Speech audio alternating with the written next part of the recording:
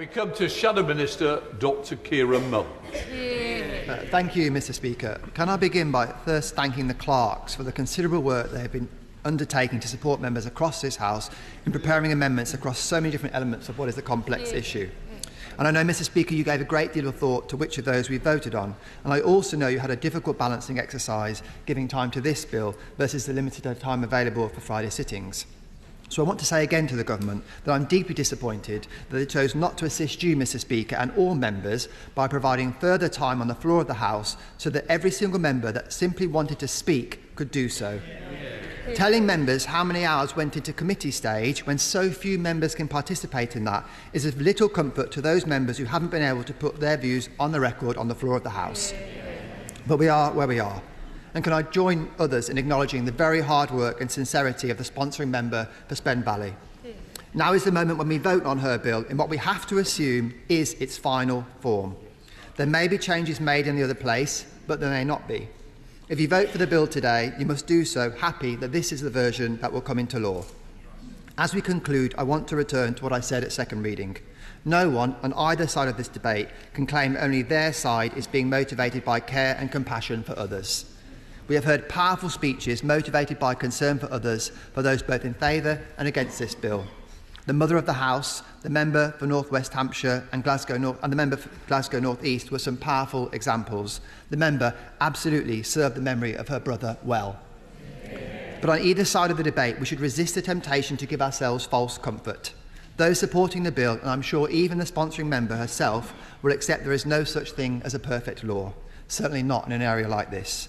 No one can be certain that the concerns raised by opponents of the bill will never transpire in any case. Members supporting the bill should vote with an understanding that there may be unintended consequences. Similarly, those opposing the bill should do so accepting that they can't rule out that some people of sound mind, without undue pressure from others, would want to access assisted dying. We've heard about the very real suffering people at the end of their life can experience. How much this suffering can be relieved by palliative care has been a point of real contention. But the most powerful medications for relieving pain have equally powerful side effects, and that should weigh heavily with members considering voting against.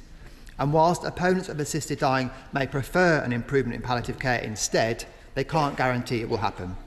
Though I don't think it's fair to say that those that ultimately vote no to the bill are, as some have described it, actively happy with the status quo. I'm sure all of us at some point have seen a problem of human suffering of one form or another, but opposed a plan to alleviate it because we thought it might make things worse in some other respect. That doesn't mean you're happy with the problem that still remains. And so, taking all of that into account, members have to undertake a difficult balancing exercise. I want to end my remarks with the words we started the day with, words that are heard in the chamber every time that we sit.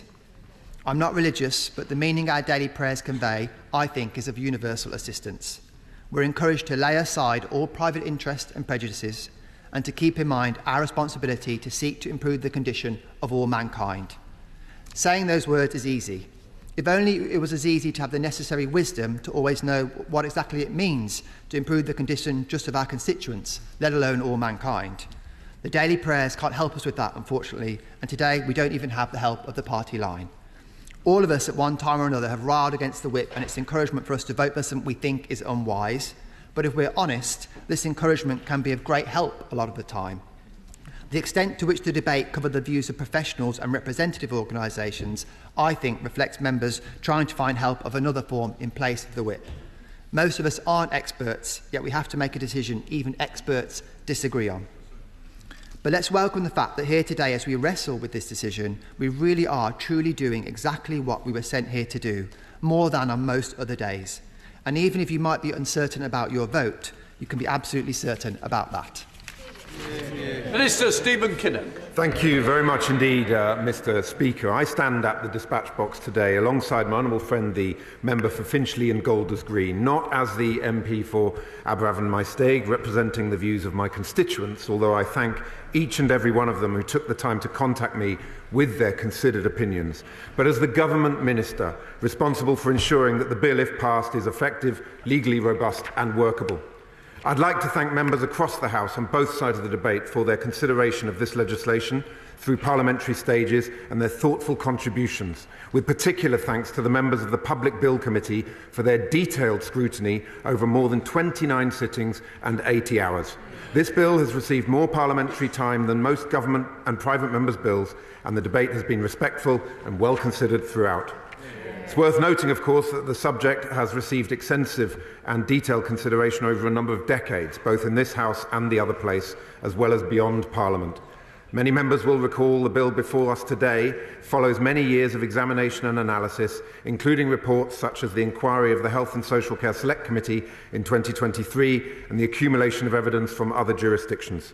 So I'd like to pay tribute to colleagues and campaigners on both sides of the argument for their contributions to this profoundly important conversation. Mr. Speaker, I'll make some brief comments around the most significant alterations to the bill since its introduction from the perspective of their importance to the technical and legal workability of the legislation. The scheme set out in the bill now includes assisted dying review panels. Multidisciplinary panels would grant a certificate of eligibility if they are satisfied that all the relevant requirements have been met. The panel would have to hear from the person seeking assistance, at least one of the doctors and any other relevant persons. They would be responsible for monitoring and reporting on the operation of the Act, a role that was previously assigned to the Chief Medical Officer. The Commissioner would also appoint a dedicated board to advise on the impact of the bill on disabled people. The bill's commencement clause has been amended so that any provisions that have not yet come into force would automatically do so 4 years after the bill is passed. Specific training requirements for doctors playing a formal assessing role under this bill have been added. There is now provision for independent advocates to support qualifying persons to understand their options for end-of-life care and the process under the bill. And in terms of employment protections, amendments have been made at report stage mean that no one is under any duty to participate in the provision of assistance in accordance with this bill. There are now also employment protections to protect employees and other workers from being subject to any detriment for opting in or out of providing assistance under the bill, and to protect employees from dismissal.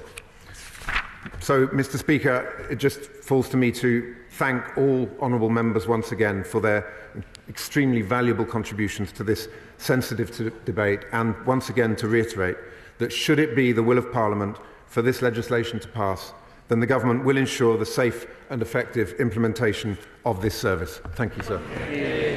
Point of order, Kit Milton. Mr. Speaker, I beg to move that the question now be put. The question is, the question must be now put. As many of that opinion say aye. Aye. The contrary, no. No. Aye. I'm just going to put the question again. The question is, the question be now put. As many of that opinion say aye. Aye. Of the contrary, no. Right. The question is that the bill now be read a third time. As many of that opinion say aye. Aye. Of the contrary, no. No. Division, clear the lobby. The question is that the bill now be read a third time. As many of that opinion say aye. Aye. Of the contrary, no. No. The tellers for the ayes, Sarah Owen and Bambo Shora-Lambos. For the noes, Dame Kieran Bradley and Ruth Jones. Order.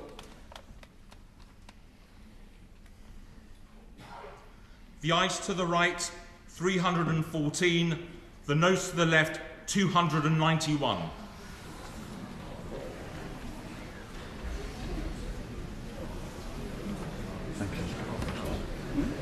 The ayes to the right, 314. The noes to the left, 291. The ayes have it, and look! That completes third reading. If people who wish to leave now, please do so.